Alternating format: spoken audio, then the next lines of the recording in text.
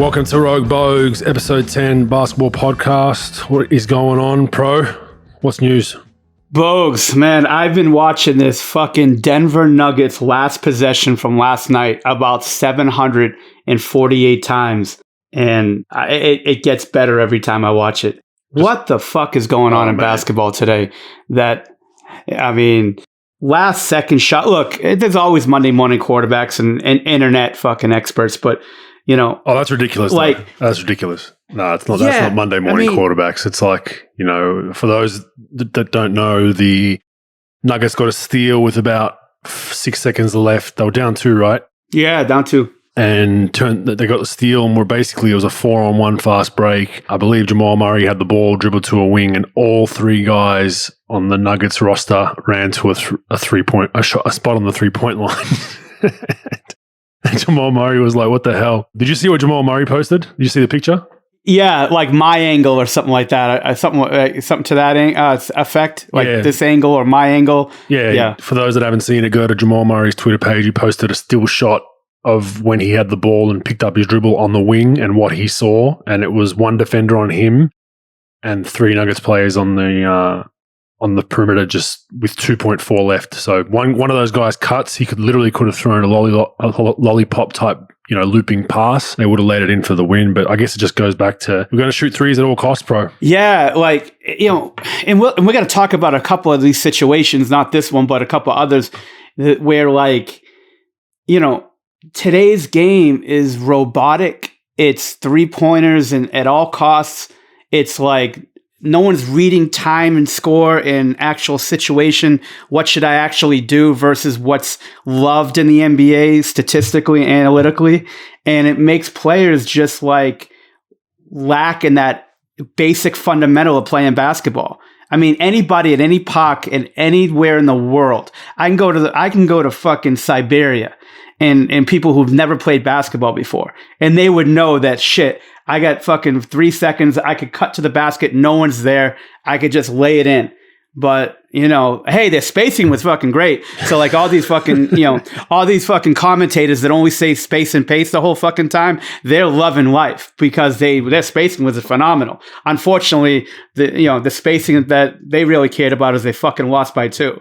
So yeah, it was hard to watch. I saw the still shot, and it was a hard possession to watch. And we are a three at all costs society right now when it comes to basketball. It's not as bad in the NBL in Australia, and I don't think it's as bad in Europe. I think the NBA, with the amount of spacing, and you understand the analytics of it, it makes sense for the most part. But I think that there needs to be your unique situations, your time and score situations where you need to be smart with it. But we have some pretty big news, a pretty in-depth discussion we're going to have right now. It goes with the Minnesota Timberwolves made a coaching change. This has caused a big uproar in the NBA for numerous reasons. We'll get into it right now. Basically, the Minnesota Timberwolves fired Ryan Saunders. Caused some controversy. They hired Chris Finch from the Toronto Raptors, who was an assistant coach currently on the Toronto Raptors staff. So the uniqueness of what's happened as well is that generally assistant coaches don't get poached mid-season to take over a team. The way it works, most teams will wait to the off-season to sign an assistant coach that's on another team. This is one of those unique situations. I was actually part of one, which was with the Milwaukee Bucks back in the day, and had Lionel Hollins took the Memphis job mid-season and left us as an assistant. So I was part of one of those, but it's very, very rare. Now,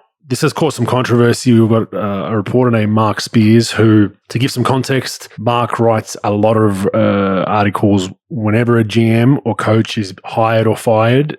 Mark will follow up with an article relating to skin color. And that's just something that is kind of his niche with articles is, if a GM spot is open, he'll comment on whether the hiring should have been a black GM or a white GM and vice versa with firings. And this has been no different. He's basically penned an article about kind of players and coaches around the league not being happy with the hiring, which is Chris Finch saying that David Vanderpool, who is with the Minnesota Timberwolves or was with the Minnesota Timberwolves as the head assistant, a pretty well-traveled coach, pretty good coach from what I hear, a lot of advocates, and Dame Lillard, CJ McCollum was with the Blazers. He was the head assistant under Saunders, that he should have got that job. And it's somewhat turned into a bit of a, is this a players, coaches, GMs still being looked at as different for having a different skin color. And to me, it's kind of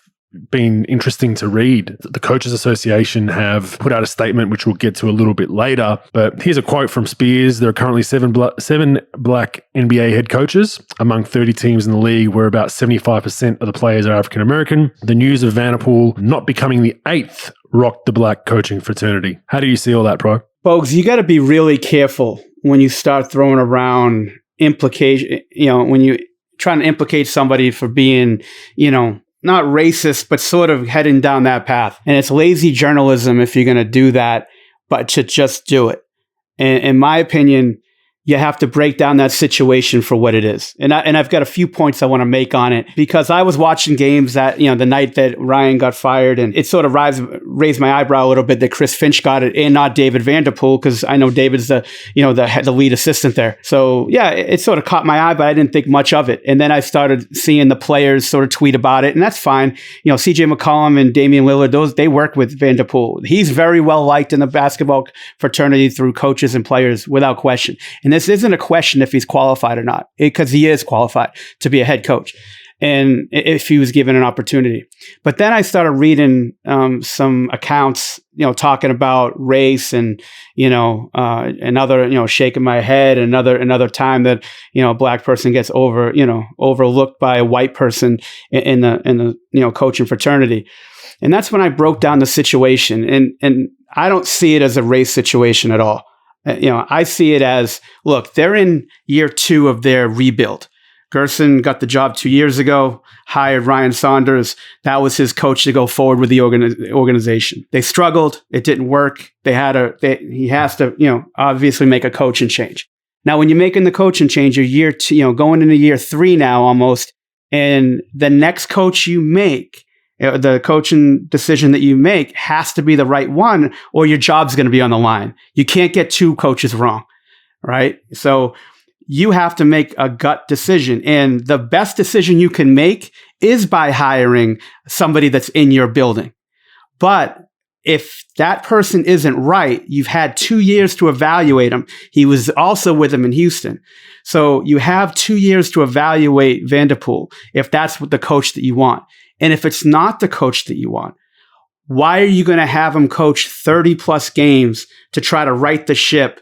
And then if you make another coaching change, now that new coach has to step in and try to build through training camp and maybe go through a learning curve and go 20, 30 games of struggling and then try to turn the corner, which might never get turned. So there obviously was something missing. And I don't know what that something is. And that's between the people in that building. But to say it's race, it is, I think it's a little out of left field, even though, the situation, raise an eyebrow, why are you going to take somebody from the outside? Now, the other step in this situation is you want to get your number one guy.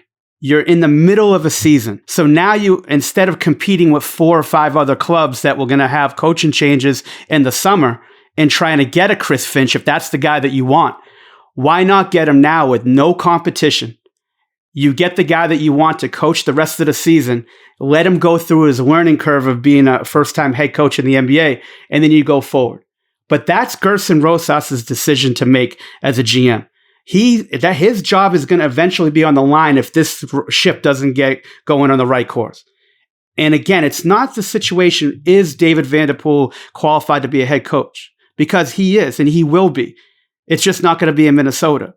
So my next step is, which I think is very lacking in the NBA. What I would do if I was David Vanderpool is go into the office and say, Gerson, look, I'm going to take the emotion out of it. Obviously, I'm pissed I didn't get the job. I know I'm not going to get it. But what did you see in me that I didn't do? Because you're one of 30 GMs, and I have to make sure that I tighten everything up if I want to become a head coach in this league? And what is it?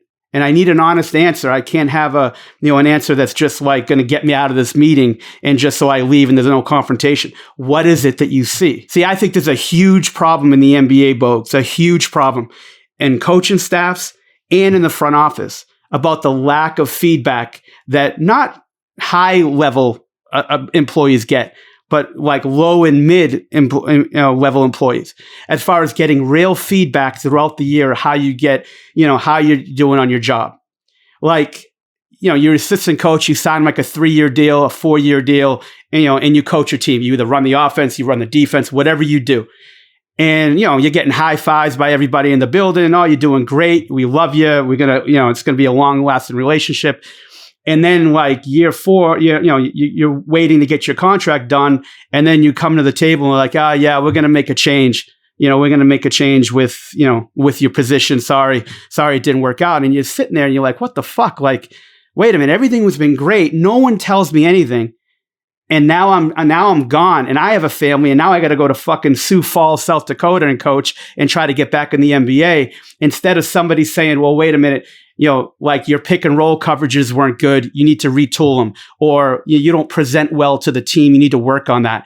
And like, I really feel as though, cause I've got friends in about 20 organizations, coaches, general, in front offices.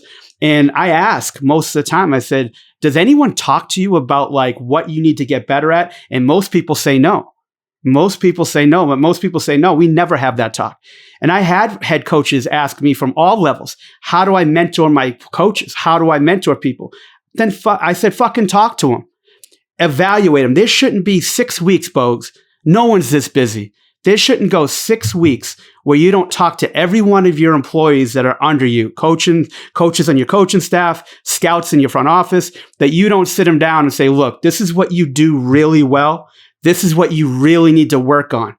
And now you have 4 or 5 discussions throughout the year, and that's what I think makes a development of a staff member or a staff in the organization. And I think all 30 owners need to get on board with this to make sure their people are actually given feedback. So now you can employ from within. Now, look, if like a headlining head coach gets fired and you're gonna replace your offensive coordinator with that guy, I can see that. But if you have a problem like, your offense is a little old, your defense, you don't get along with the players, you got to let them know. It's like player development. I've been in a million coaches meetings and I fucking can't stand them because I go, and they're all bitching about players and they're like, well, Johnny doesn't roll. Fuck that guy. And I'll be like, raise my hand. I'm like, well, did anyone tell Johnny he's not fucking rolling? And they go, no, they fucking should know. I said, there's your problem right there. You're setting the guy up to fail because all you have to do is have a conversation. Hey, fucking roll, and we're good to go. I remember having a conversation. It was a joking one. We had a kid named Kyle Collinsworth for the Dallas Mavericks, and he was a struggling shooter that needed to shoot more in games.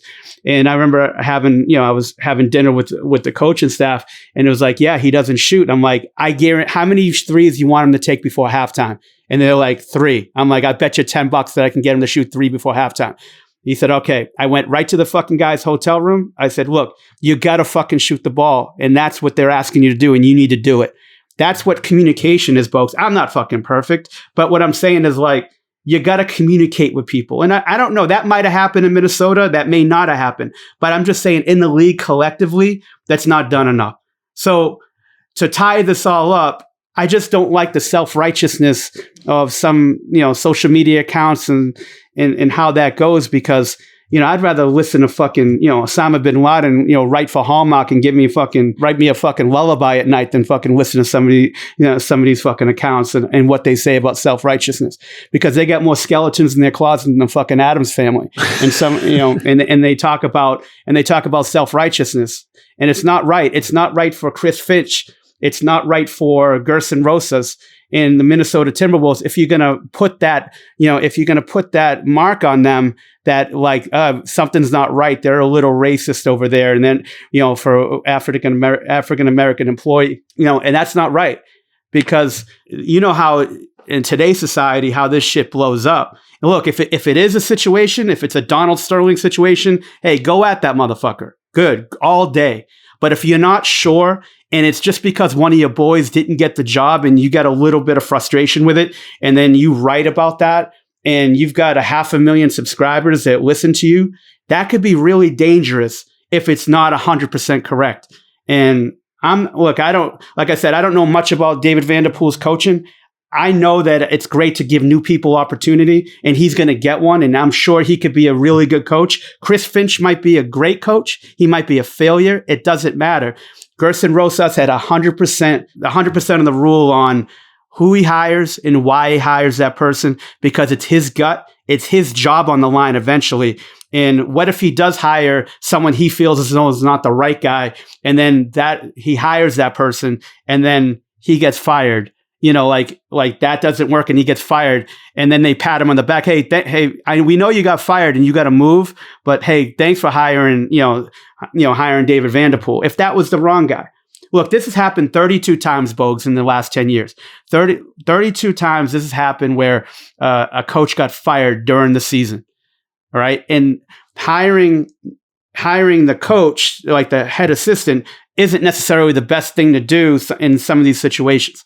Out of the 32, I think like 4 out of the 32 lasted 4 years or more as a head coach. I think it was, who was the guy that went to Memphis, you said? Lionel Hollins.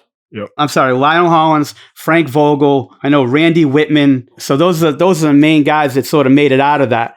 But, most of these guys, it's like 18 times out of 32 that the interim coach never coached the next year for the team. Happened. I was part of one of those with Milwaukee. Terry Stotts, Larry Kraskowiak took over the second half of that season, and then the following season he was gone after that. Now he's coaching in college. So yeah, that's it, Bogues. That's what I'm thinking. What do you think? What are your thoughts on the situation? I just think it's just to tie a race into it. I mean, I have a few points. My first point is Chris Finch is one of the more highly touted assistants, up there with Vanderpool, up there with other people. I think it takes away from what should be a very proud moment for him and his family. I think that's the first thing I would say is that he's now embroiled in this when it's got really nothing to do with him. He got hired to be a head coach, and now I think his day to enjoy his journey has now been tainted a little bit to an extent, with all this attention now bringing race into it. My second point would be, you mentioned it a little bit, is it possible Minnesota just wants a full reset?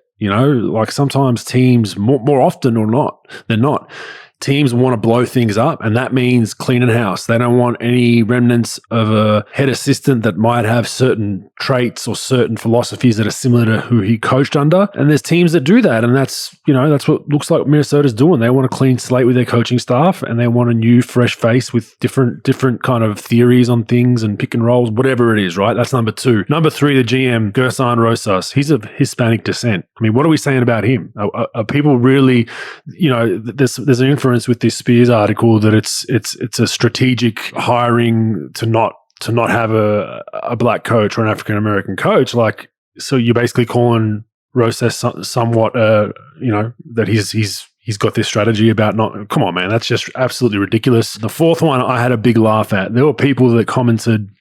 This was in articles. This was actual reporters that commented that, well, Saunders was fired and the same day Finch was hired.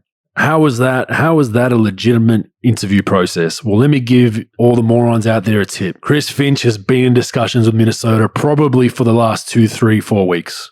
That's just the reality of our league. Everything's done quietly behind closed doors. The conversation would have went something like this. Hey, we're close to moving on from Saunders. Are you interested in taking the job? Yes, I am. Let's have further negotiations. Let's see how it goes before we get to a number or terms. And bang, it happened. They already had him on the short list. He was their guy. That's how that happens for people out there. People that are trying to conflate this now by saying there wasn't an interview process where people could apply and blah, blah, blah. You have no idea how things work in the NBA. Free agency signings, trades, all that shit is done sometimes years in advance. The big 3 is a prime example of that in Miami. That was orchestrated well before it was even close to breaking the news wire. The 5th one you hit on as well. Assistants in the offseason become highly touted assistant coaches in the offseason it becomes a bidding war, right? So Minnesota probably thought this guy's going to be a top 2, top 3 assistant coming into the offseason that's going to get a head coaching job. We don't want to bid against XYZ, all the other teams that are going to be in the lottery. We want to grab him now. There are 5 reasons that are legitimate reasons that don't even touch the skin color or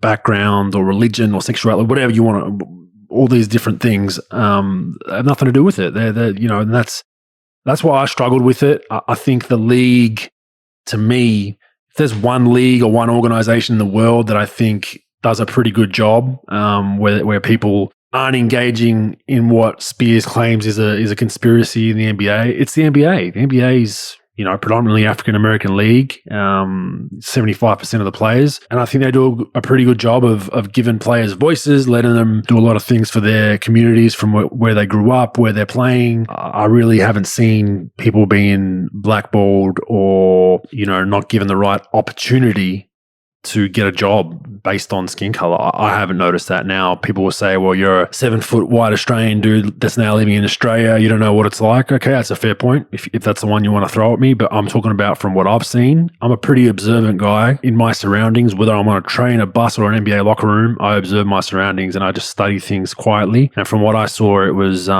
clubs that I had been involved in Milwaukee and whatnot, and Golden State. It was pretty good on that front. I would follow that up on whoever you are, wherever you are in the world, whatever business you run, whether it's an NBA team or your local diner, I don't care. I think you hire who you think is the best for your particular job. I don't think you look at race, religion, sexuality, gender, all that. I don't look at that, and I might be in trouble for saying that. I look at my interview candidates one by one about how they interview, what their body of work has been, previous jobs, what their references say.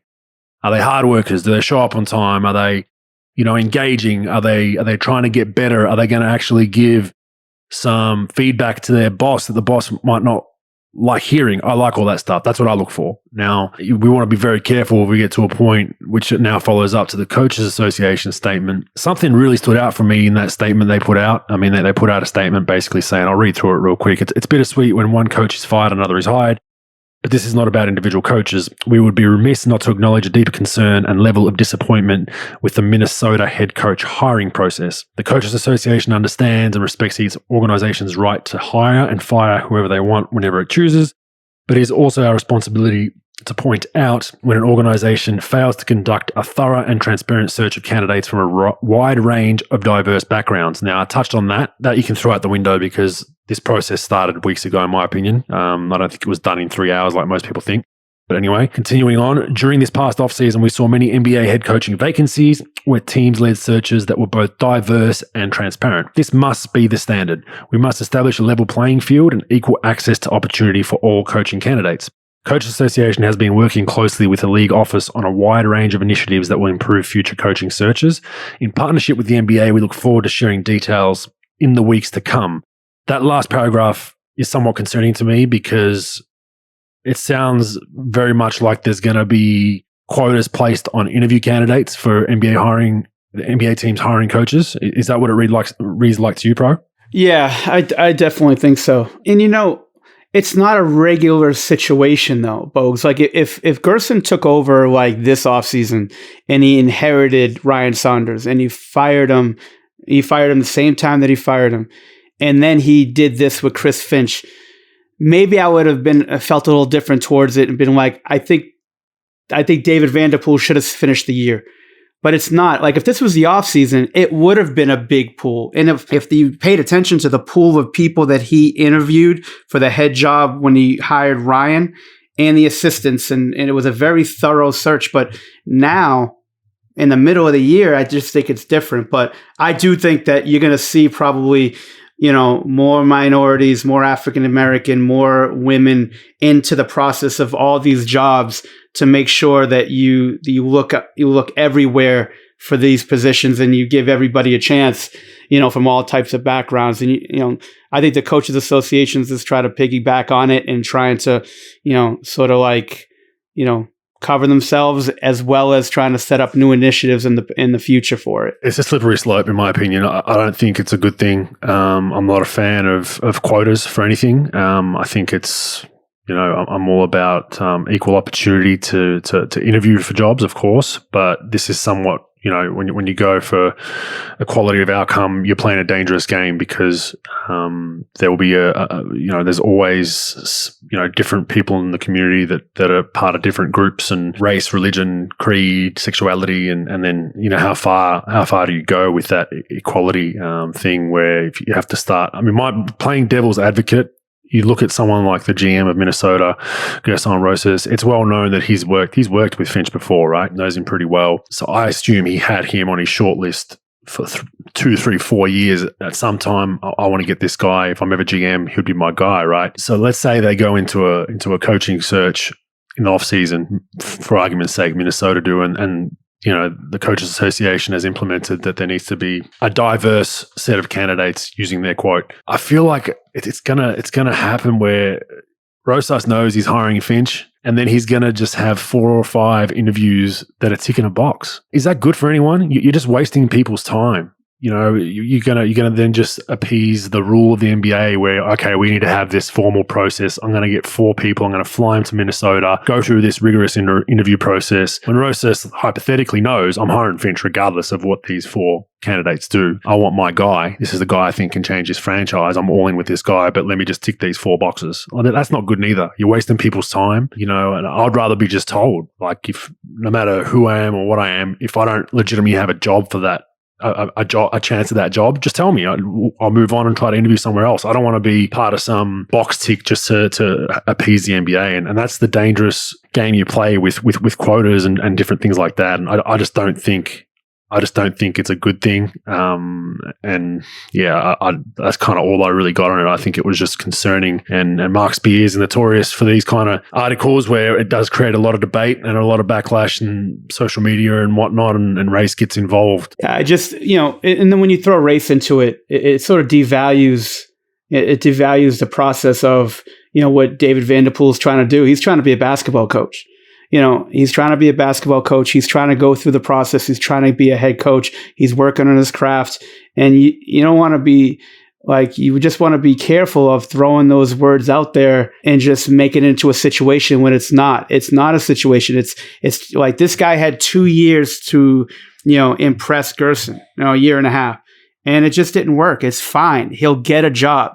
He's very well liked. He will get a job. Yeah, he's going to be a head coach eventually. Like, it's just a matter of time. Without question. Like him, Jamal Mosley, there's a few guys on a short list, assistant coaches that I think, will be head coaches, and they'll be very good head coaches. It doesn't matter if they're minority or not. They're going to be very good head coaches. And I think that, when you just make it about race, this situation really isn't about it. It's just they made a call on a coaching candidate and they just went forward. And I'm very conscious of that. And look, there's time and place to throw the race card into it. And if that is a real bad thing going on, but this wasn't one of those situations, and it just sort of devalues it. And it just makes it a situation when it's not. And like I said, the Timberwolves are probably doing their best. Gerson Rosas is doing his best, and now Chris Finch is going to try to do his best. But you don't want ideas getting in people's heads, and it's going to make their journey from here going to be a problem. And that's where I have an issue with it.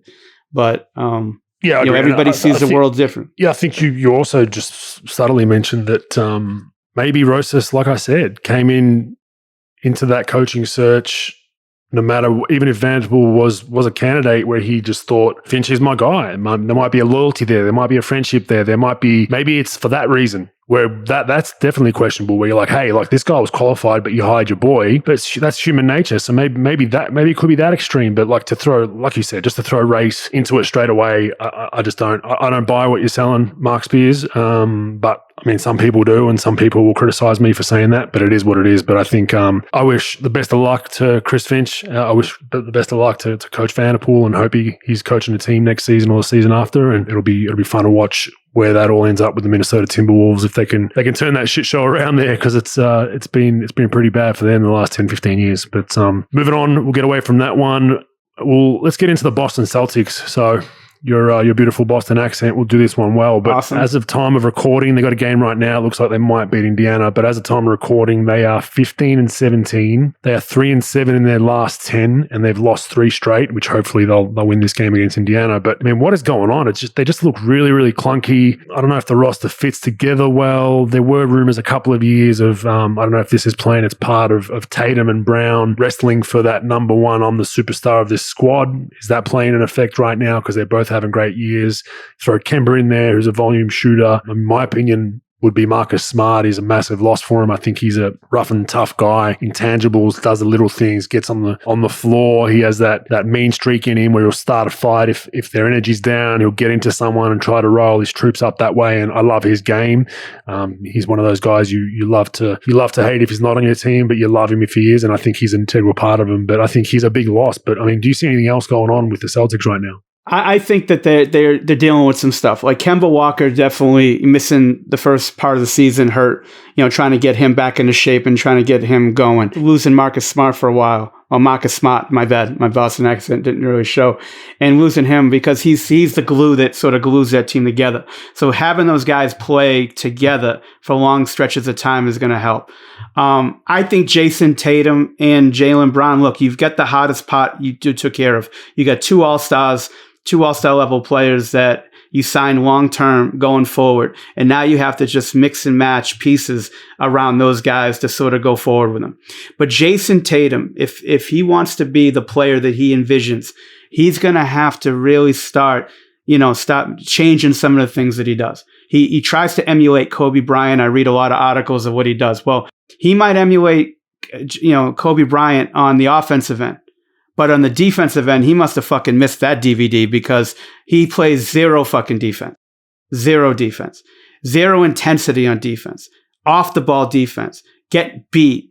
Like Kobe, he took such a focus and a love for not only shutting people down, but showing energy on the defensive end. Flying around the court, getting stops, off the ball, helping a teammate that got beat, helping the helper, sitting on somebody's legs, trying to be have this energy on defense. And he needs to step that up on the defensive end. Offensively, he just lives on a steady diet of these tough home run like shots, sidestep, step back, with 3 hands in his face. You know what I'm saying? He doesn't as many of those fadeaways that he takes and shots, threes that he takes. He needs to be able to drive the ball, draw 2 on the ball, and get his teammates easy looks. Kobe was so good at being able to draw 2 and kick the defenders. Yeah, he took a lot of tough fucking shots. There's no question about it.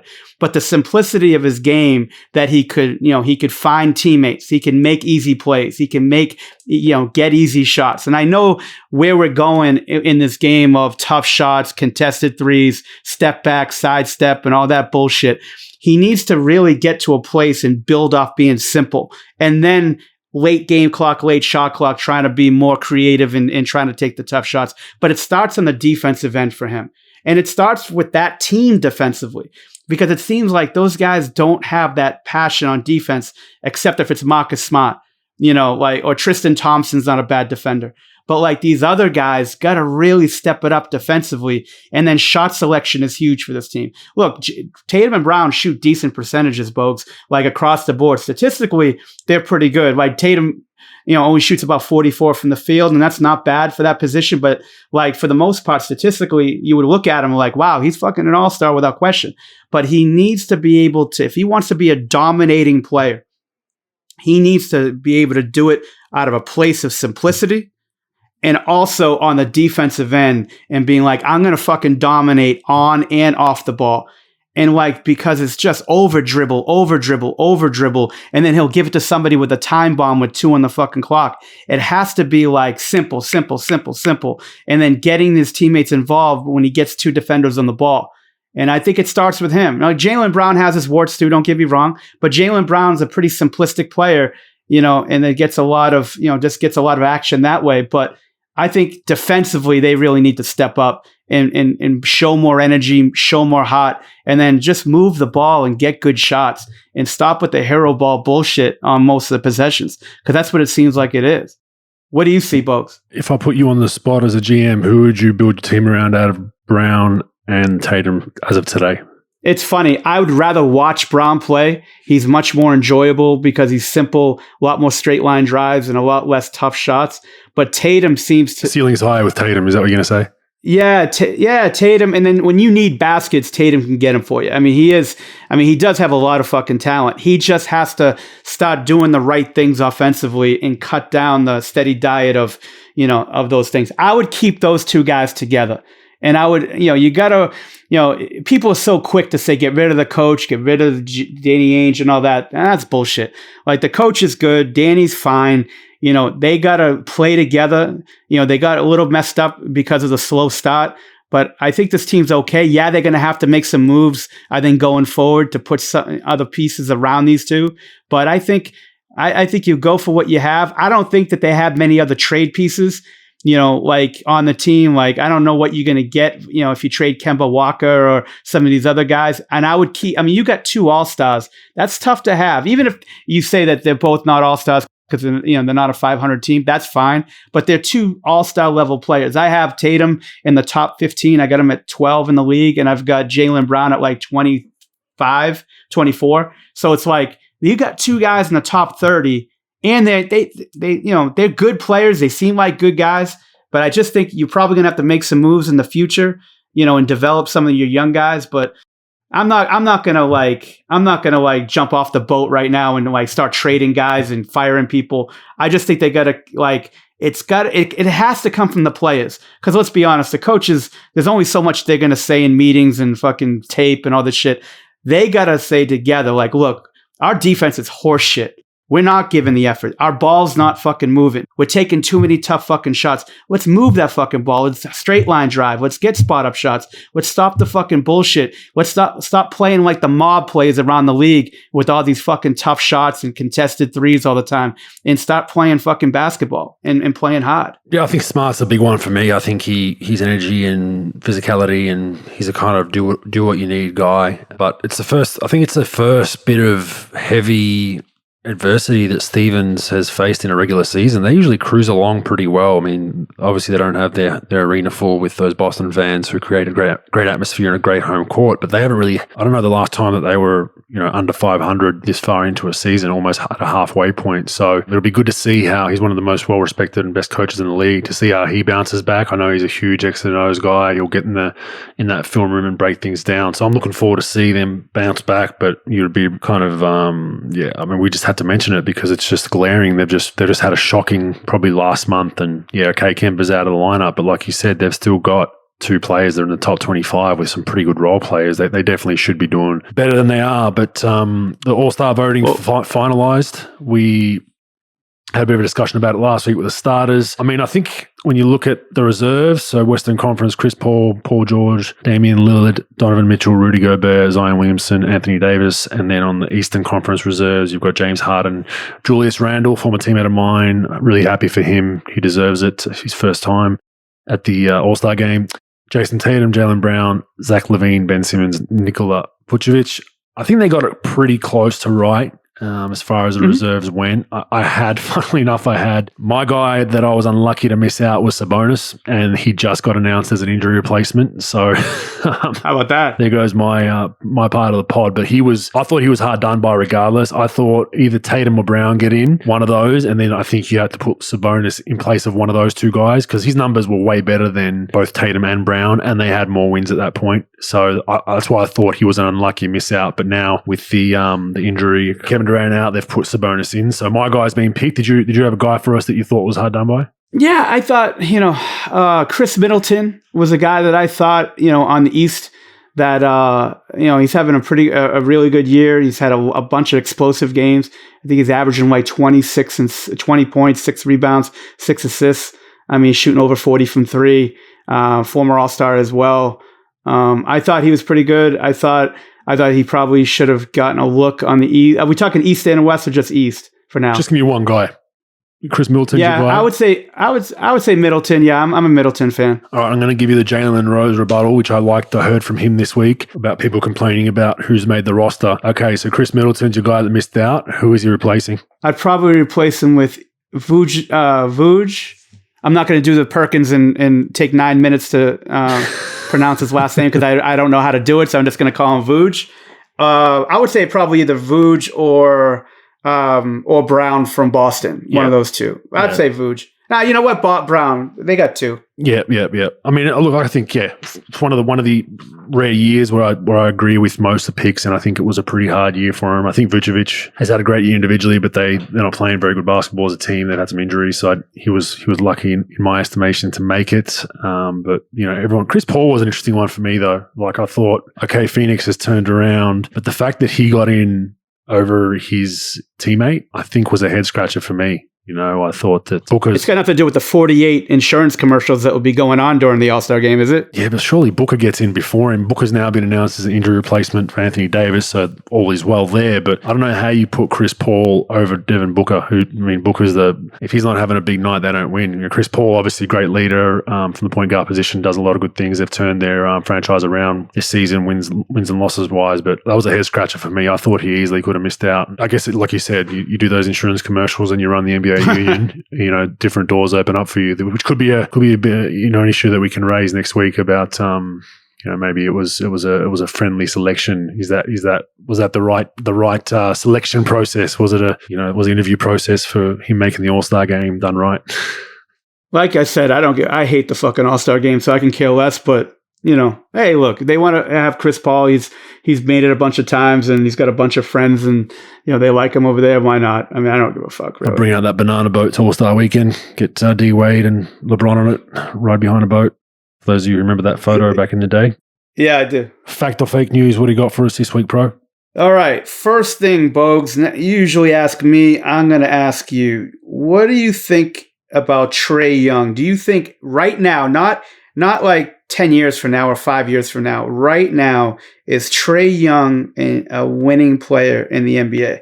Fake news as of today. He's very good individually. I think he's still trying to find himself. I think he's still in that young fella mentality of a high draft pick that's trying to solidify himself with numbers.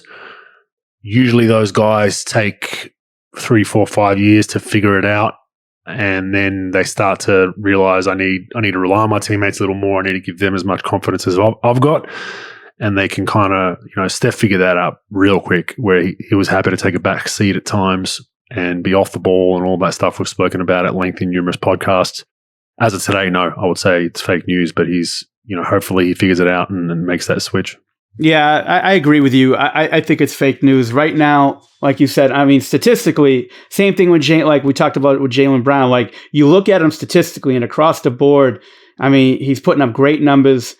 But if you watch him play, and look, he can do some great things. He's a great finisher at this point. He's very good pick and roll scorer. Not a great shooter, but he's got deep range and he can make shots and get hot. But he needs to be able to play more off the ball. When he doesn't have the ball in his hands, that's the difference. Like I know that their front office wanted to have a Steph Curry clone when they drafted him. Well, if you're watching the full Steph Curry and not just the 3-point shooting and not just the finishing and the pick and roll play, but if you're watching the off the ball play, like we talked about in the past podcast about how he just cuts off the ball, cuts for layups, cuts on the other side for threes, always moving and always doing things. It seems like when he has the ball in his hands, that's when he's focused. When he doesn't have the ball in his hands, that's when he struggles. And he holds the ball a lot. He over dribbles. And I know that's how these players play. I know how the great players are playing like that, but he needs to be able to get his teammates easy shots. He needs to be able to move off the ball. He needs to be able to do more things and get his teammates open looks. And remember, in my opinion, there's a big difference between being an assist guy and being a playmaker. And I think Trae Young can throw lobs. He's a good assist guy. And he knows where to throw the ball. But as far as making the right play and making winning plays, it's a lot different than just averaging 9.5 assists a game. So I think hopefully he'll learn in time. But right now, fake news. He's not a winning player in my opinion. I think the 1-on-5 logo threes kill me with him. They kill me. They're the ones that I think, everyone wants to shoot the ball like Steph Curry, and Trae's getting there.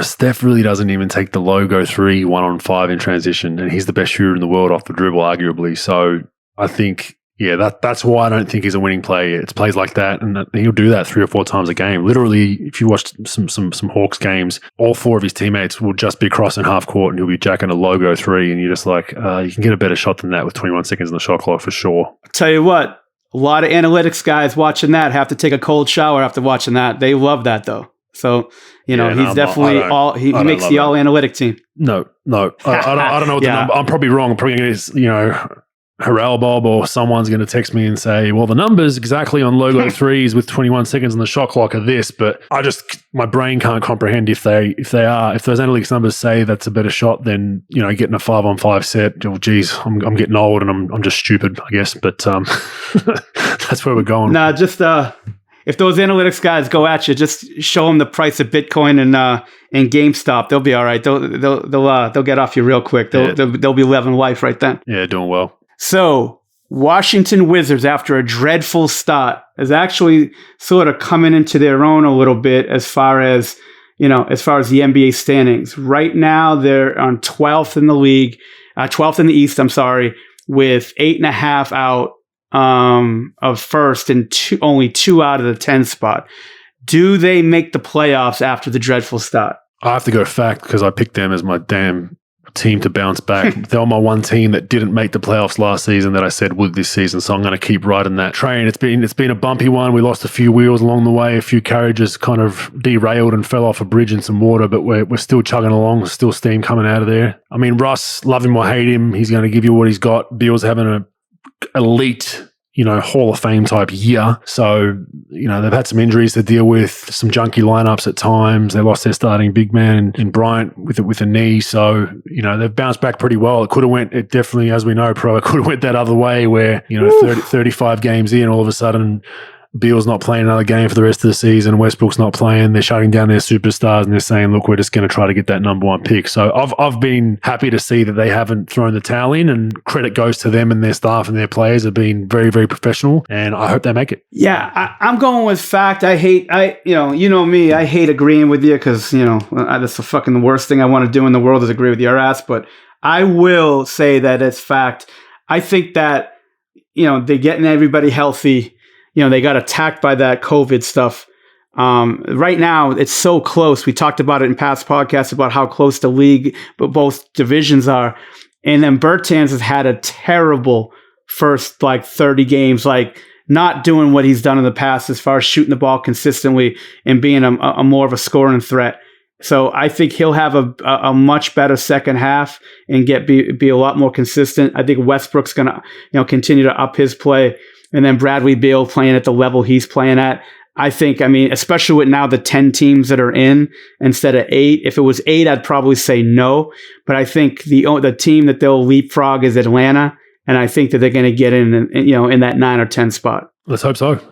Oh, yeah, the 10. Yeah, the 10. The 10 is the other thing that I keep forgetting about. So, good point. I think hard fact on that one then because it's the top 10. Hey, you got a fucking concussion? You actually gave me a compliment? That's the fucking first time for everything, my friend. I just can't get my head around the 10. It just keeps I just keep getting blanks because I think playoffs top 8, it's going to be tough. And then you forget about those 2 playing games, which technically is that still making the playoffs? I don't know. That's debatable. Maybe we should change it to whoever wins those playing games is really a playoff team, because it might save some jobs though, Pro, because technically if you finish in 10th, you've made the playoffs, so you can't get fired.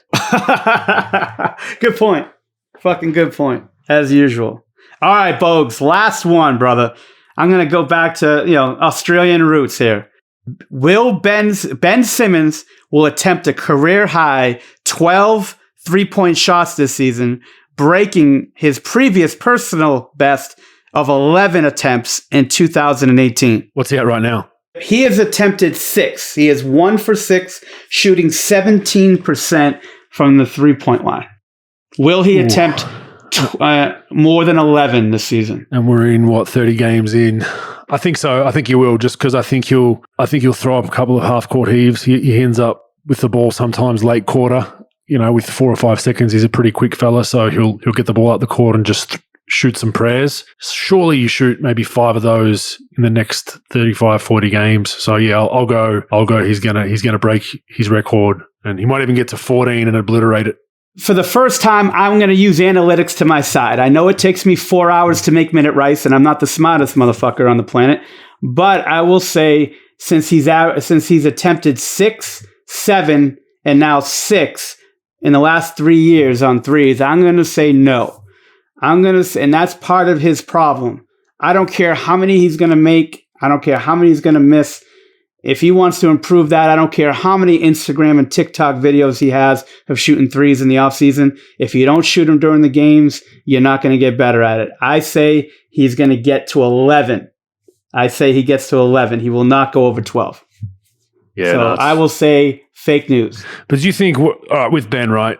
I know he needs to. I think just shooting 1 or 2 a game, so it's at least respectable. Where it's like, it's late, late in the quarter, or he might jack one up. We need to kind of somewhat respect it, but it will open up his game. That's a no-brainer. But do you think sometimes an emphasis is overcooked with guys like that? Because there have been players that attack the basket so aggressively, and then all of a sudden they find that 3-point shot mid to late career, and then they just completely move away from attacking the rim because it's an easier shot. You get 3 points for it. You're not getting hit in the paint. But you obviously don't think it's overblown with Ben? I think he has to be self-aware of that for sure.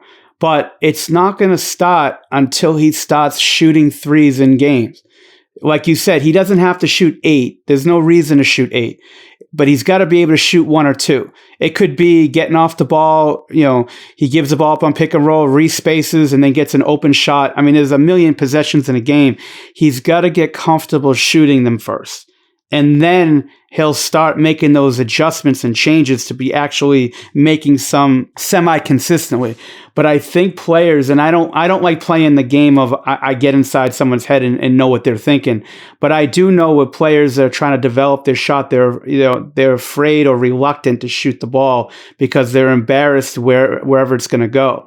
The first step in his development as a shooter, he's already done it. You see him, making it in the offseason, doing those changes to his shot. But the next phase to that is actually shooting them in the game. And you got to be able to shoot 2 a game. Draw them up in ATOs where you're getting them a couple of shots because, in 2 years from now, if he has that mentality now, in 2 years, he could be at 32, 34%. He doesn't need to be Reggie Miller. He just has to be someone who could shoot it 33, 34%, and then that'll be fine. It will open up a lot more of his game instead of everybody going under and going under and going under and going under. Just start shooting them. And that's the other thing. I think he'll get better. It puts him in the dunker spot late game, or at maximum a post-up presence. And then with Joel out there, who's your main post threat already, it kind of the spacing shrinks up. And Doc obviously he's got a. I know Brett Brown did that, and Ben didn't like playing out of the dunker. Absolutely hates it for that matter. And it's kind of like unless you're going to shoot the 3 ball, he can't really spread you on the perimeter. So it's amazing that he's still playing at the level that he is, all-star wise, with the emphasis on 3-point shooting. He's still an all-star without having that in his game, so it's been incredible, interesting to watch. Yeah, it's incredible. Yeah. All right, moving on to Q&A. AB, I'm 1 for 1 for my questions so far, hoping it turns into a streak. Well, it did. And just quickly, he said, if I make the podcast, can you give a shout out to my 2 daughters, Ava and Livy? So Ava and Livy, hopefully you block your ears out when Pro's swearing so much. Oh, my fault. Question for Pro. Oh. Backdrop being transparent. Salaries discussion last episode, or sort of. How much would Pro charge Kobe or an NBA player to work him out? I assumed it covered his tab at In-N-Out Burger. Do many do it in season or off season? Now, I like this question because you can touch on. I think you've been quoted as saying you never charge Kobe, but I think the spin-off of this question, which I'll leave to you because you've been part of this world, is the big money to be made with off-season training centers or personal training coaches for NBA players. Go ahead, bro. Yeah, so with Kobe, I never got paid. I never really was thinking about money. I was already getting a salary with Tim Grover working for Attack Athletics, and we had clients. And if it wasn't for Tim, I wouldn't have gone with Kobe. And he asked me on three times. He says, "What do you want? I got to give you something." So I never charged because I'm sort of like fucked up. And excuse me, please don't have your daughters listen to that one. But I'm sort of like, hey, if I even gave him an amount, right? I was thinking about this the last couple of years. Like if I gave him an amount, would he have said, "Nah, fuck that," or fired me, or said, "Oh, you're just doing it about money"? I wanted to make sure that he knew that I was doing it for him. not for Twitter, not for like people to say, look at me, what I'm doing from Kobe, but like I wanted to make sure that I was there for him and I was learning from him. So yeah, I didn't get paid from Kobe. And it's a very interesting thing with trainers in the off season. A lot of them now, because there's so many of them. See, when I did it, there was like 3 across the country that did it. 4 across the country. And we would charge about $12,000-$13,000 a month for workouts on the court and in the weight room, sort of that effect. Right now, because there's so many trainers out there and players sometimes don't want to pay, that they'll get a guy, they won't pay him or they'll pay him very little. In exchange, the trainer will use them in videos and put them on Instagram to get all these like high-paying high school and little kids to train. And some of these guys make $300,000 or $400,000 a year based on just getting all these NBA guys to work out, barely charge them anything, and then use that to market themselves to be able to work out all these high school kids and, high school and college kids that see them working out these NBA All-Stars and then want to join their gym. The top level guys probably charge about $10,000 a month. I don't even know where to start these days. I don't think many NBA guys would want to work with me these days because I am brutally fucking honest. And again, hopefully your daughters don't listen to that. I'm brutally honest with players. And I'm not like brutal where I'm just going to like go at them and make them feel bad about themselves. But I'm brutally honest. If I think they're going to be out of the league, if they don't turn around, I'll tell them that. I'm not going to suck up to them. I'm not going to be afraid to lose them as a client. And that's why I'm an acquired taste. That's why Kobe was so good. And I was so good with Kobe because Kobe wanted to hear that. Not many people talk to Kobe like I talked to him and like Tim Grover talked to him because we didn't care. If we lost him as a client, we lost him as a client. So, but some of these guys are charging these days about $10,000-$12,000 a month to work with guys. And then what they'll do is during the off season to make more money off the guys, they'll do like film breakdowns. And then they'll like travel to their town once or twice a month to work them out. And they'll charge them still $8,000, $9,000, $10,000 a month to do the film work. That stuff wasn't really being done before I did it with Kobe, but now the trainers are sort of adding that to the program. So that's usually what NBA players are paying guys these days. Yeah, and some players have individual coaches that are just with them full time. So I've got a friend of mine who's working with a player individually. I won't mention just for confidentiality reasons, but I mean he's getting around $200,000 to $300,000 a year plus living expenses to be a full time.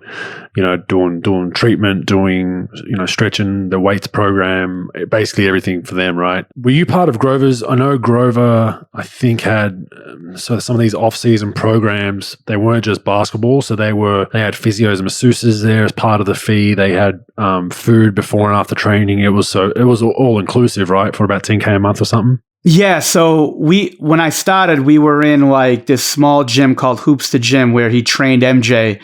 When he trained with MJ, I came in right about after MJ retired. Came in about 2003, so not too far after MJ left. So we had about 20 clients or so, anywhere from NBA All-Star D Wade. We had like D Wade, Jawan Howard, Michael Finley, Sean Marion, a bunch of other guys, and then all the way down to high level overseas guys. And then what happened was a couple of these trainers were going to get big facilities. And we had to sort of keep up with the Joneses. So Tim had the idea of having a 4-court facility in Chicago. And he built this facility that was fantastic. It was in Chicago, in the city, a little bit west of the city, still in Chicago. And, gated parking, basketball workout. You had, sleep rooms where you could take naps. You had physio rooms. You had a 10,000 square foot weight room. You had a lounge, 125-inch flat screen TV, catered lunch after workouts. I mean, he really went all in. The problem is right around the time he built it, 2008 came, everything got fucked in the market. And then also NBA players stopped really paying big money for trainers and started going at like LA, started going to other cities. Back then, a lot of players came through Chicago to work out because they wanted to do those runs. Like Grover would have these like workouts. So you'd come in and work out. Like Juwan Howard and Michael Finley always came in around 8 a.m. to work out. And then like you had like 1 hour shifts all the way till about 1 o'clock. Then we would play from like 2 to 3:30, 2 to 4. Everybody would come and play. There'd be 25 players, about 21 of them are NBA players on the court. He'd have NBA referees come in, 3-man crews. He would have towel service and Gatorade and nutrition stuff. And like, it was fantastic. But yeah, he had this big time facility that just couldn't keep up with it, because of, again, the recession hit, and then NBA players just started going to these other cities to work out, and it just sort of dried up. Yeah, we worked out there actually when I was at the Milwaukee Bucks as part of our NBA. Yeah, I was there. Yeah. I don't remember you then because you probably didn't hear you talking shit at that point. I was probably eating fried chicken in the back, but yeah, I saw your ass. Yeah, so it was an amazing facility. The one thing I do remember that a few of the guys told me that I don't know if I'm getting this right, but if you made a left out of the car park and another left, you were in one of the worst neighborhoods in Chicago. Something along those lines. Yeah, you'd have about an 11-second lifespan if you took a left. If you took a right, you're good. Yeah. Ironically enough, nothing ever happened to me, being in that place. The thing had prison fencing around it. It was prison fencing. There were video cameras everywhere. It was secure as you could get. There was a dude at the front desk, a security guard, I remember. So they had that thing locked down like a bank. No doubt. His name was Body. Yeah, his name was Body. Do not fuck with Body. Nobody did. Yeah. But yeah, we locked that place up pretty good. It was a cool spot. Like, a couple of things didn't go our way. Like, we were going to be the training center of the USA basketball. If Chicago's supposed to win the Olympics, they went to Brazil. And so that didn't go through, and we just missed out on a bunch of other stuff that probably would have really helped us going forward. But we were just a little bit unlucky with that, and like I said, recession and all this other stuff. But it was a great spot to work. I mean, great runs, great guys working out, and it just was one of those things where like it just bad timing, bad luck. But it was a great place to work. It was a beautiful facility. So it's a shame that went under, but I remember that place and it was great. Next one, hey Bogues, absolutely love the pod. Was that you making that dumb noise while singing the OT Genesis song Coco on the Warriors team playing all those times? Talk us through the song and the camaraderie you guys had in that year, 2015-16 Warriors season, and types of characters these guys are off the court. And that's from Lockie in Kilsyth, which is in Melbourne. And obviously, that last question was from Trent Dixon in Brisbane. I forgot to mention that name, so shout out to Trent. So I don't know if you remember this, Pro. Do you remember the song that he's talking about, that Lockie's talking about? Yeah, I remember the song.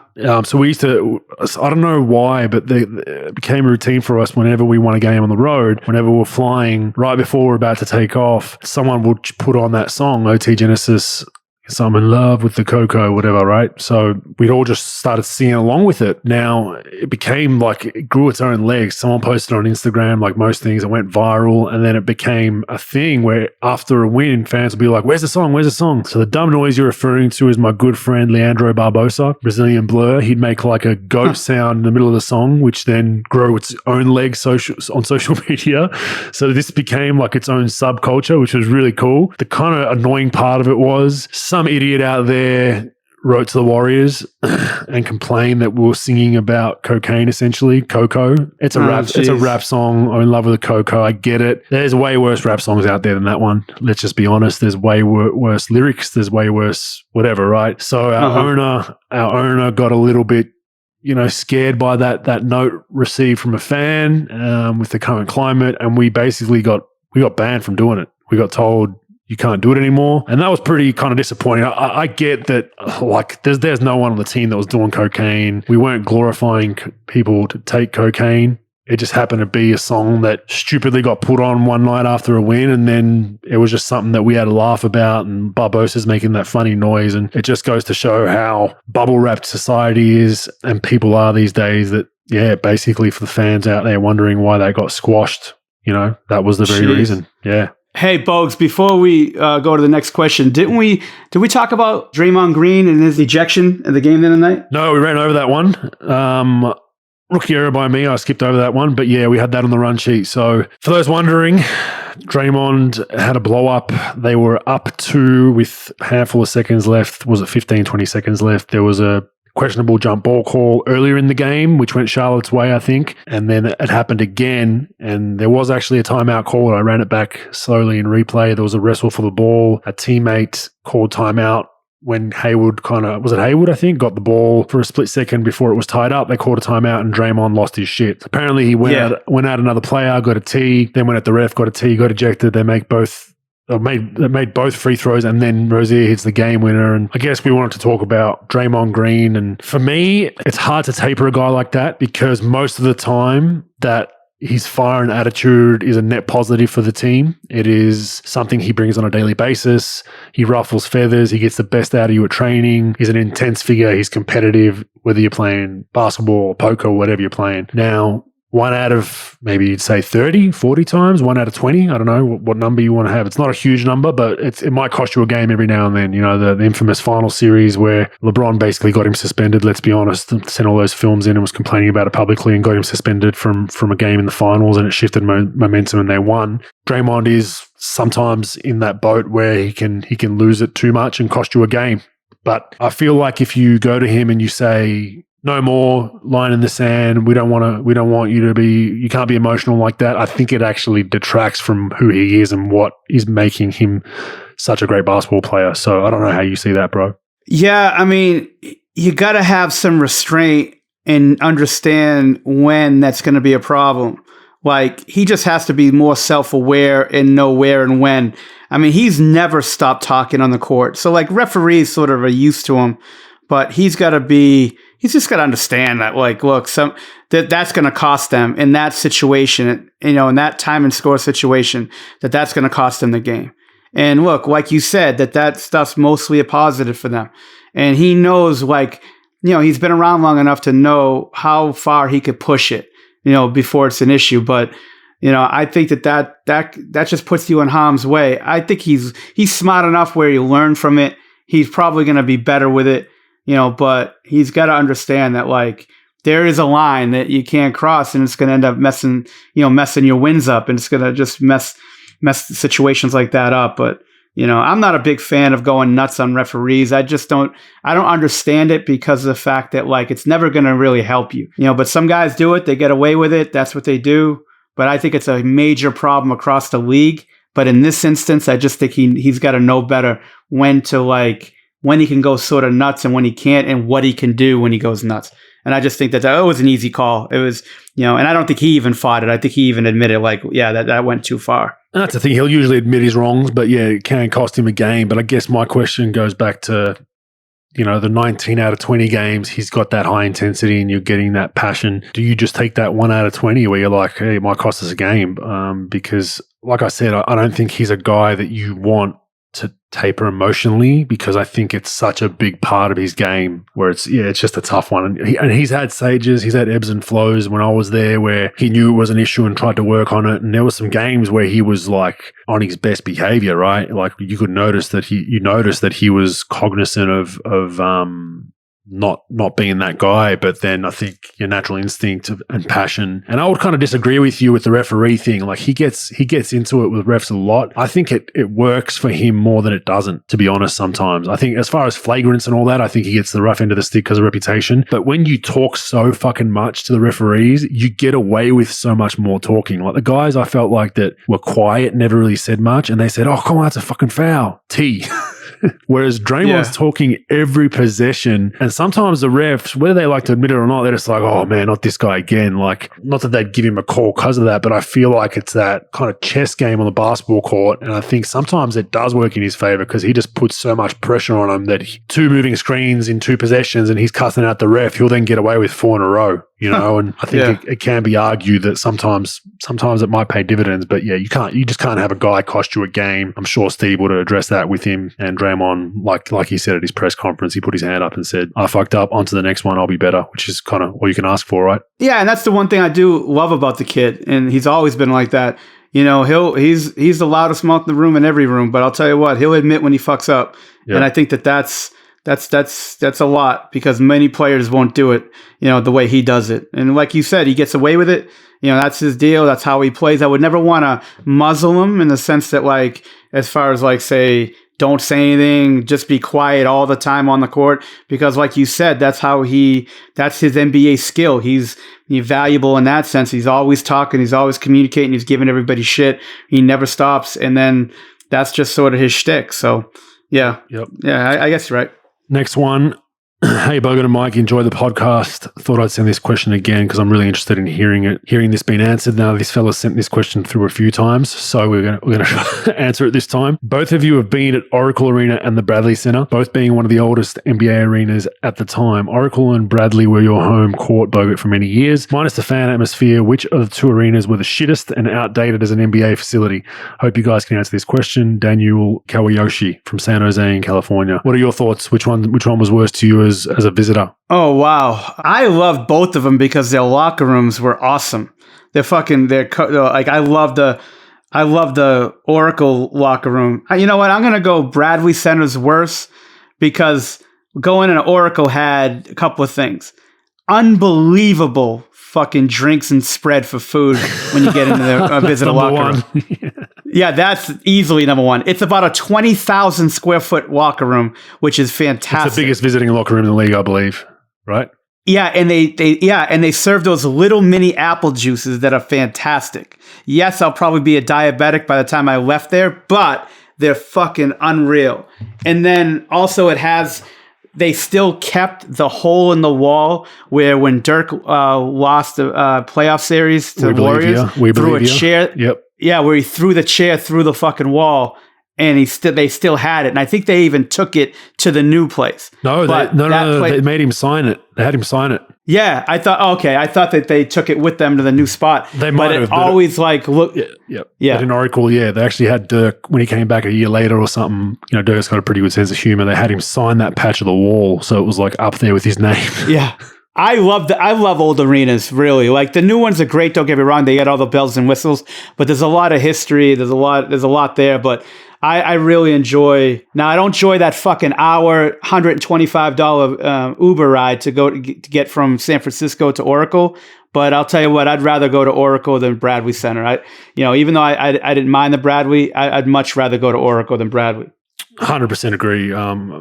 My main home in the NBA for 8-9 years was Milwaukee, and the Bradley Center was just very, very old. And old is okay. Oracle was old, but it was actually refurbed. But they tried to make it still decent in the locker room, the facilities. Whereas like the Bradley Center didn't really do a whole lot of work on renovating that place. It was what it was. We shared it with Marquette, so we couldn't probably do too much renovation wise. We didn't even have indoor parking in Milwaukee. So most arenas where it snows, you're parking underground for obvious reasons. But the Bradley Center just felt really dingy and like a cave at times, bad lighting, and just old. I wasn't sad to see that one blown up and the new one built. Whereas Oracle was old, but it had a soul. It had a presence about itself. Look, it wasn't in the best area. Like once you left the game, you were kind of trying to lock the doors and speed out of there and just get the hell out of there, which always kind of was interesting to me as why the Oakland government, whatever county that falls under, I think it's Oakland, didn't try to build that area up with restaurants and bars, because you got the Oakland Athletics and the Raiders at that time and us all played there. It just seemed like such a beautiful part. It was close to the water. They just never really built it up. So most people would get in and get the hell out. It would have been a good thing for the local community to have something going there, but that's a story for another day. But I'd agree. I think Oracle, as far as old arenas, was one of the best. So yeah, I always tried to get the armored SWAT vehicle on my Uber selection when I was getting out of the arena, but I could never get it. It definitely gets like that. So I could take 2 routes home from the arena. I could take the freeway route, and then I could take this kind of shortcut route, which avoided traffic after a game, which would put me on another freeway. The kicker was that alternate route was through one of the roughest, toughest areas in Oakland. So I used to take that route a fair bit, and yeah, I've definitely seen some things on the street corners and stuff that I probably shouldn't have, and probably that I can't talk about on this podcast, but not a safe area at the best of times, that's for sure. Next one. Hey guys, loving the pod. Do you see the NBA ever moving away from conferences, especially for the playoffs, and just seeding the teams 1 to 16 by record at the end of the season? Thanks. So essentially a college type field of that. I don't know. I mean, it's an interesting question if they did it that way, but I kind of like the conferences. I think there's always a balance of, one conference is so weak compared to the other. We had the phase in the early 2000s where it was the East was dominating, and every year it was an Eastern Conference team winning the championship. Then you had the Lakers, and then you had, so it goes in ebbs and flows. And right now, obviously, the West is doing a better job with having more competitive teams. But I like the way it is. I think it's if it ain't broke, don't fix it. 1 to 16 for me, just would kind of weird. What about you? Yeah, I agree. But although just sort of tracking Adam Silver and how he operates and trying to always sort of get out of the box and, try new things and try to be, obviously you'd have to go through the 30 owners and vote on it and see where they are with that. But I could see him trying to push that through and just to be different and just show something different for for a playoff series. I wouldn't want a situation where you have two Western teams playing. Now, I know a lot of people disagree with that and say, why just get the top two teams to play? I get that. But I think that, there's a lot of history there. There's a lot of, it's familiar, times for, fans, players, owners, teams that just has the old, 1 to 8 conferences, but by the time, 2 years from now, it's probably going to be 14 teams each making the conference tournament anyway. So on both sides, so it'll be about 28 out of 30 teams making it. But I think I would rather the old way. I like it, East versus West. I like the history of it. And I wouldn't want to, because you might have 5-6 straight years of like two West teams in it. Who wants to see that? I'd rather the history of the East versus the West. I agree. Thanks for that question. Next one. Love the podcast. Love it. My question is, if now was the time when leaving the AIS, for me personally, would you stay here and do a Next Stars program with the NBL or go to Utah in college like you did? If Next Stars, which NBL team? And then finishes up with, in your time in basketball, who did you have a beef with and later on reconciled it? And perhaps who does a beef still exist with? Darren Walsh, Shell Harbour, New South Wales, Australia. For me, I enjoyed my college experience. I think it was hard as far as money and all that kind of stuff and being able to live a normal life, take a girl out to the movies. Couldn't do any of that really for the most part, just because the NCAA kind of have a hammer over your head the whole time as far as what you can get from the school and coaches. So that was hard, but I enjoyed the experience. I think it made me who I am today. I would probably still go to the University of Utah or college in general. My belief with college was, I tell this to a lot of kids, is it's not a contract that's binding. You don't have to stay there for your whole scholarship. So for Australian kids listening to this, if you're tossing up whether to go to the NBL, professional or Europe or whatever, or college, you can go there and absolutely hate it and within a month return home. It's not ideal, but you can do that. And that's what I always tell kids. Go and experience it. It's cool culturally. It's part of American culture. You see it on movies, colleges, parties, frats, all that kind of stuff, sporting events, the pride and passion you have for your school, whether it's basketball or football. It's a cool thing to be a part of. So I always kind of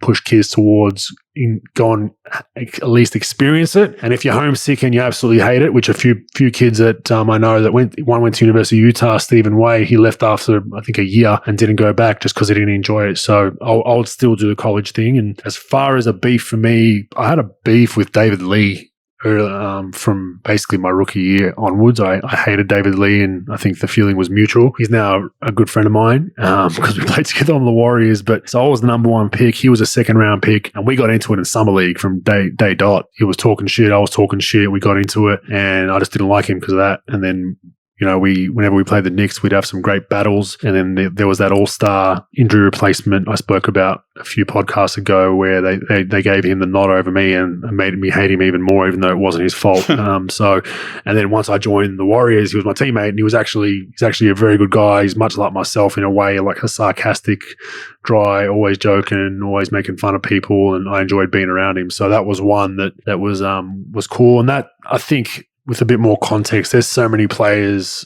that hate other players just based on some petty rivalry or the same draft, or he went higher than me. And that's just kind of how professional athletes are. We're petty with certain things. Like the Michael Jordan Last Dance documentary really showed that, like how guys like Michael Jordan or anyone overthink things sometimes for their own motivation. And I was no different, neither was David Lee. So, but then once you actually get to spend time with the person at dinner or away from the basketball court, you're like, shit, this dude's actually a really good guy. Like why did I ever hate this guy? And I'm sure you'd agree with that, Pro. Yeah, I think a lot of it's through motivation, like you said. I've heard about it with draft. It's usually draft, especially like if that one player was like supposed to be a top 3 or 4 pick and he wouldn't work out against anybody, and that player that hated him was in that group of guys that were considered like 8 to 20 and they would never work out against each other, and that player could never move up because of that. And then it could be a contract that, one player got a big deal that this other player thought that was his deal to get in free agency.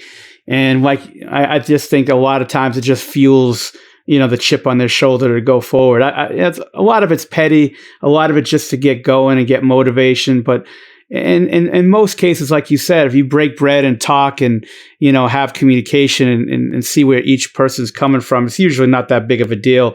Some of it was like pro wrestling where you thought they were enemies for life and you would see them out to eat, because it was just a competitive thing. But yeah, and then plus today, there's really not a lot of players that hate each other. It's a lot different than when you played and you were getting into it, early on in your career. It's just, there's not a lot of that hatred that there was when the rivalries and they took it, the sort of competition was a little bit different back then than it is today, as far as people being nicer to each other and things like that. Oh, man, you talk to, whenever you listen to some of these old vets, even before my time talk, they still hate each other. Like the 70s, 80s, 90s, like Bird, Isaiah Thomas, MJ, you're just like, holy shit, these guys still like want to kill each other. Like they still can't let it go. Whereas oh my God, I think, today's society and today's players is probably too far the other way, right? It's like, they can be boys on a TikTok video within an hour of going at it on a basketball court. So it's definitely gone full circle.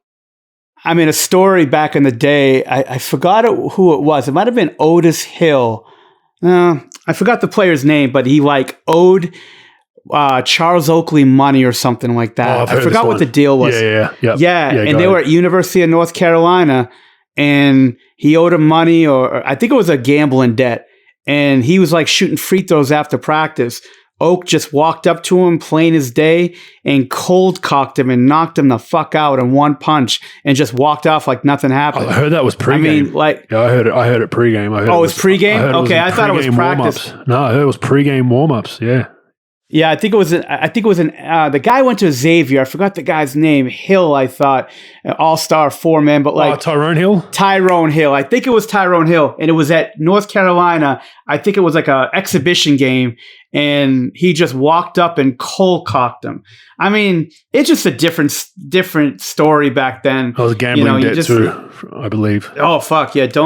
I've heard stories on gambling debts where like guys, walked other players off the plane to an ATM, drive to an ATM and like waited for the money. I mean, there's a lot of shit that happened with that stuff. But like, yeah, I mean, there's a lot. It was just different back then than it is today. But yeah, I think a lot of it's motivation. Definitely. Yeah. And overblown.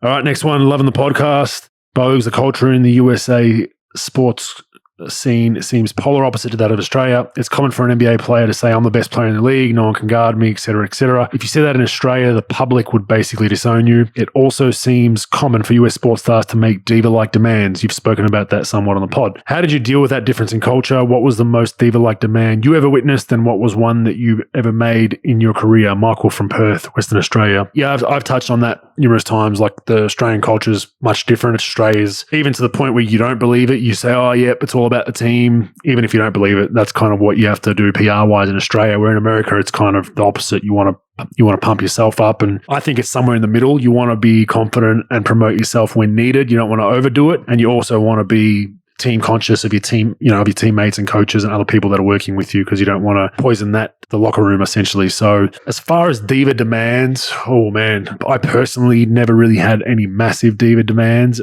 All I really cared about was getting my treatment in, getting my physio, getting, if it was an off-season rehab and an injury, I'd hand in my, receipts from physios and masseuses of getting my body right from an injury, and the team would pay for it. That was about as far as my diva-like demands went. They weren't really demands. They were part of workers' comp and whatever. But some guys, yeah, I mean, I guess the James Harden one for me, flying to Cabo on the team owner's private jet, during the season in the middle of a road trip is right up there with one that I've heard.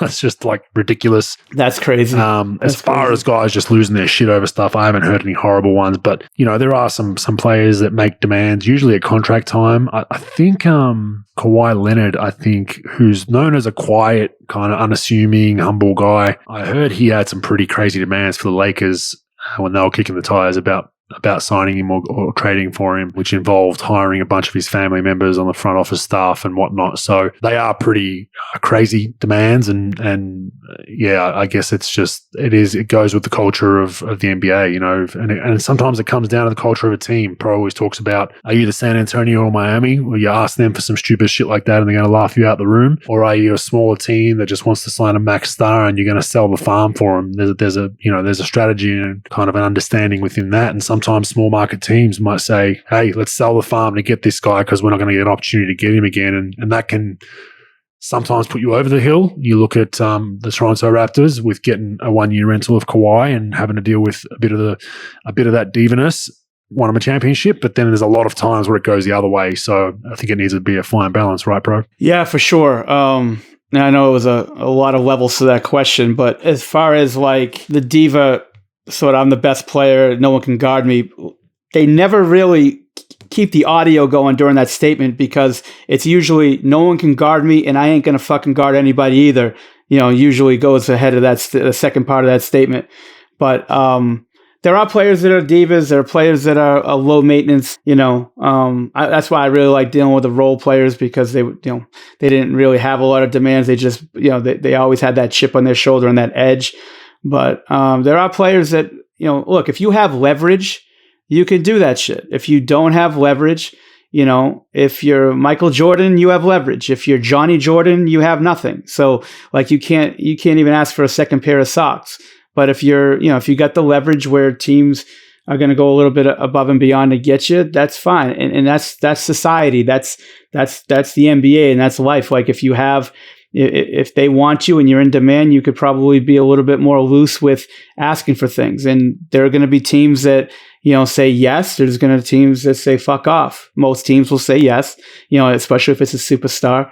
And it's just stuff that you have to deal with in today's society. We talked about it in the NBA society. We talked about it last pod about team, players switching teams like crazy. And look, if they fall out of favor one day, they wake up on the wrong side of the bed, and all of a sudden 2 years into a max deal say, I want to get the fuck out. Usually the team probably deals them. So you got to, it's easy to say, yeah, I just tell them to fuck off. But like, if you're a small market team that will never get that player again in your wildest dreams, you might probably think about going to the dark side and sort of giving into some of those demands. If you're an organization that has strong culture and strong feeling and deep roots, you're probably going to say, no, we don't do that here. Unfortunately, you just have to, go somewhere else. But it depends on the player, I guess. Yeah, and that's like with all walks of life, I guess. But moving on to story time, I have a really good one,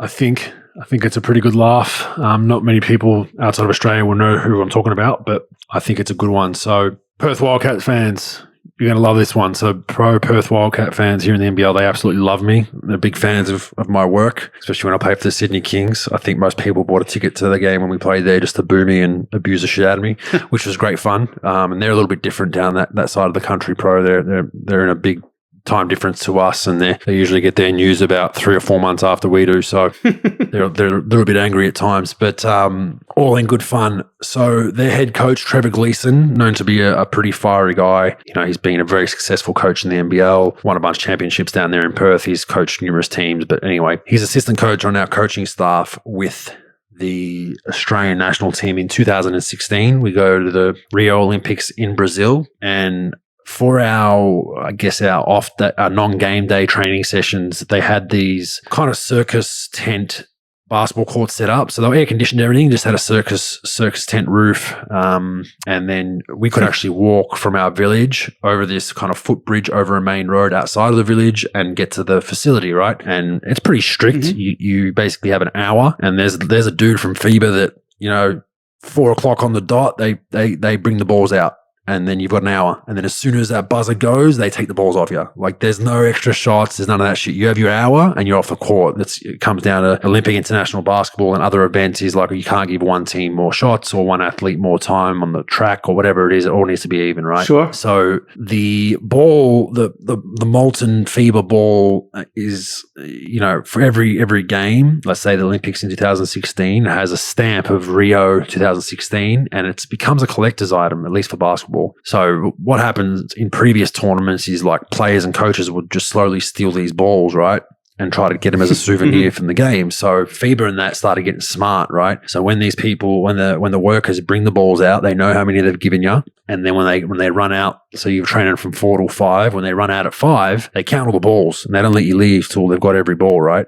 So like they know, okay, there's 19 balls. We gave you 20. We need that extra ball. So it basically prevented people from, because, every other session they're losing 5 or 6 balls. They're not stupid, right?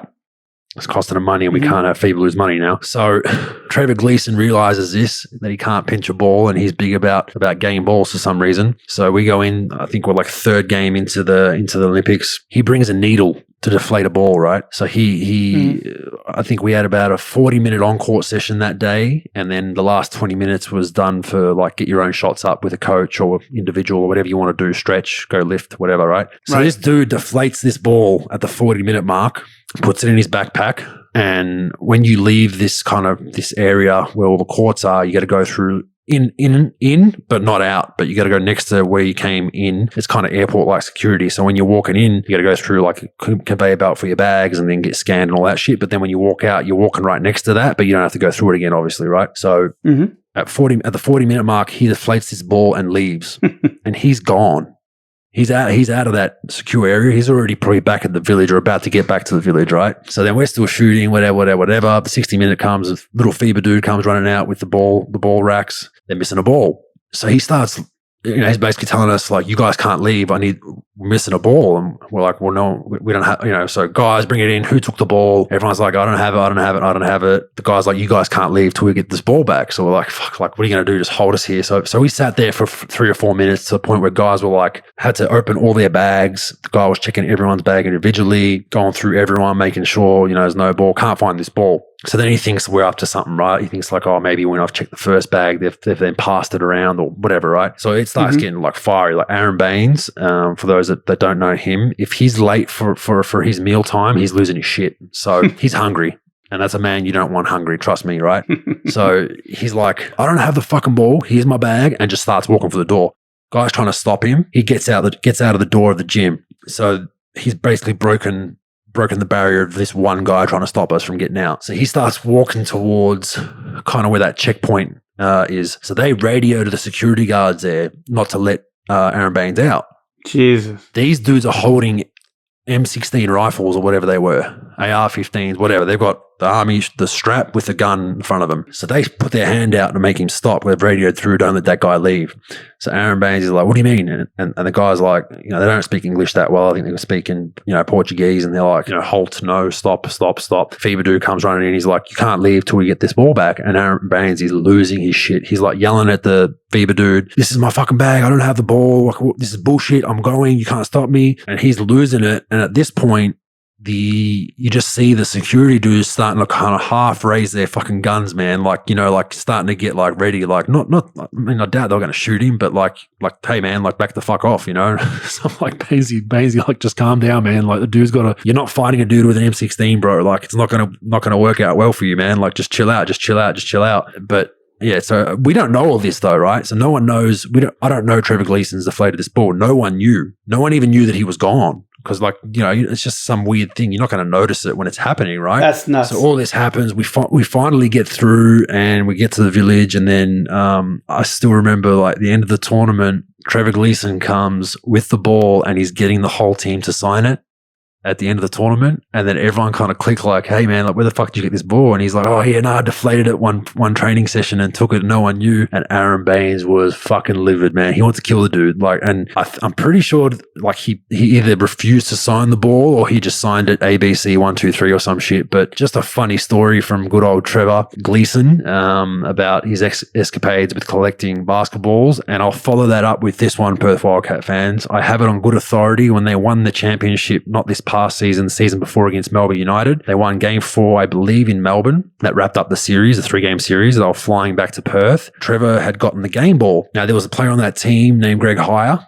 who was a kind of a Wildcats legend, more of a Marcus Smart type we spoke about before. Like, he'd go out there and take someone out for you, physical guy, scrapper, played above his talent, if that made sense. And the guys on the team were like, we want to get that ball for Greg because it's his last game and he's a legend. And so Trevor Gleason's taken this ball and wouldn't let it go. So the players, I guess he put it down for a second in the locker room. The players have swapped the ball out without him knowing, gotten Greg the game ball and given Trevor just a regular ball off rack, but he didn't know it was not the right one. And Trev apparently has taken this ball on the plane, showing all the flight attendants and stewardesses like, hey, this is the championship ball. I've got this. And rumor has it to this day he's got it in his little trophy room office at his house as the official championship ball. So Trevor Gleason, if you're listening to this, I'm sorry, mate, you don't have the official championship ball. They've done you a dodgy, and Greg Hire has that one. I don't think anyone knows. Trevor definitely doesn't know. So if you're a Perth Wildcat fan, make sure you let him know that he's just got a regular, I believe it was a Wilson basketball from the NBL that has no sentimental value. What do you got for us, bro?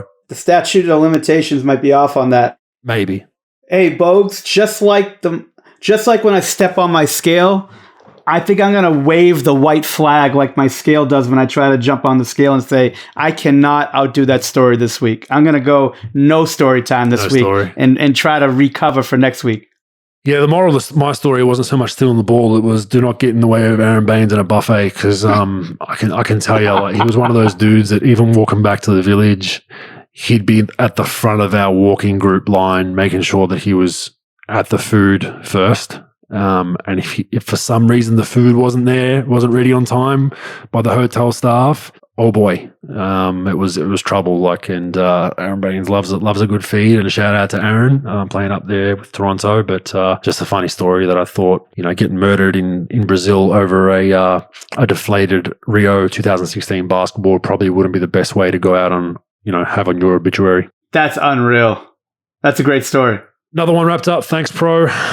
Rogue Bogues, at Rogue Bogues on all your social media platforms, at Hoop Consultants. If you want to learn more about Pro and what he's doing over there in the States and get some good advice, he does that not only for people in the US. I'll fly over Australia. Yeah, you'll fly over Australia. Not right now. You won't. We're not letting any Americans in. We're down to 34 cases, I think, countrywide. We can't risk having you fuckers come over here and get us locked down again. That's a good point. I'm a nasty motherfucker, so yeah, you're right. I might as well stay here. No, you've got everything but COVID. That's right. No doubt about it. I'll definitely infect it with grease, cholesterol, and triglycerides for sure. Oh, and fructose corn syrup. But besides that, I'll be all right. Yeah, you'll be all right. We'll get you a treadmill over here and start working on that. But thanks again. We'll see you next week, bro. Later, Bogues. Thanks, brother.